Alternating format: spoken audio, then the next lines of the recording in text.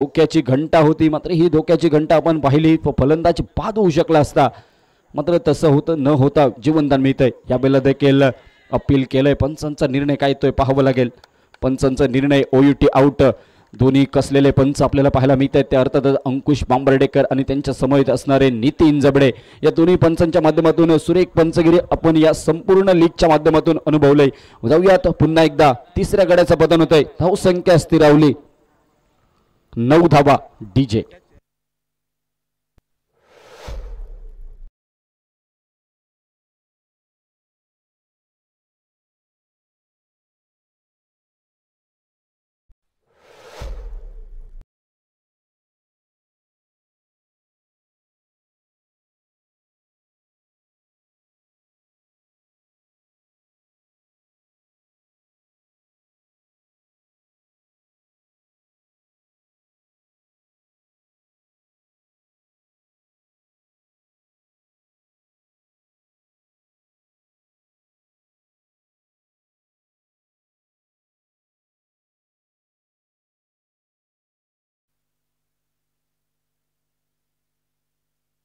भूषण साबण माघारी परततोय. आपण पाहिलं मैदानावर त्याची जागा घेण्यासाठी मैदानावर मॅन फ्रॉम नेरूर दुर्गवाडचा हा खेळाडू जोएल नाईक मैदानाच्या आतमध्ये दाखल होतोय. जोएल नाईककडे क्षमता आहे, गुणवत्ता आहे, बॅटमध्ये ताकद आहे. ती बॅटमधील ताकद असलेली, गुणवत्ता असलेली क्षमता आज मात्र मैदानावर सिद्ध करावी लागेल.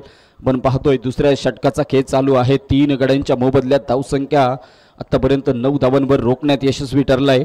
4 चेंडू समाप्त झाले तर सौरभ कांबळीच्या षटकामध्ये हा चेंडू बॅटची एज आपण पाहतोय. डबल माइंडेड फटका कट करण्याचा प्रयत्न, त्यानंतर आपण पाहिलं मैदानावर प्लेस करण्याचा प्रयत्न झाला. तोपर्यंत बॅटची एज. फिरकीचा जादूगार सौरभ कांबळे शेवटचा चेंडू घेऊन येईल आणि या शेवटच्या चेंडूवर असेल ऑन हॅट्रिक गोलंदाज. पाहायचा मैदानावर जोएल नाईक माघारी परततोय. धावसंख्या स्थिरावली 9 धावांवर. DJ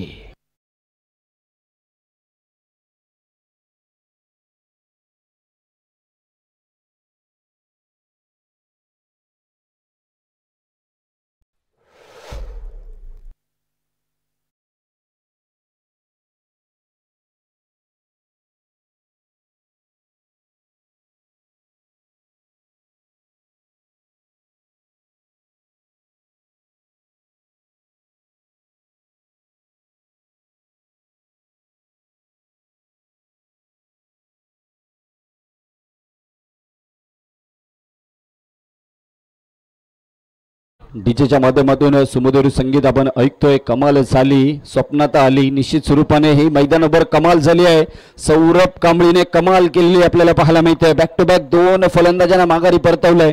आपण जर तसा विचार केला तर प्रवीण दळवीला जेमतेम माघारी परतवण्यात यशस्वी ठरला होता, मात्र झेल सुटलेला आणि मिळालेलं जीवनदान. न्यू बॅटर मैदानावर तुषार सकपाळ सर. यावेळेला मात्र हॅट्रिक.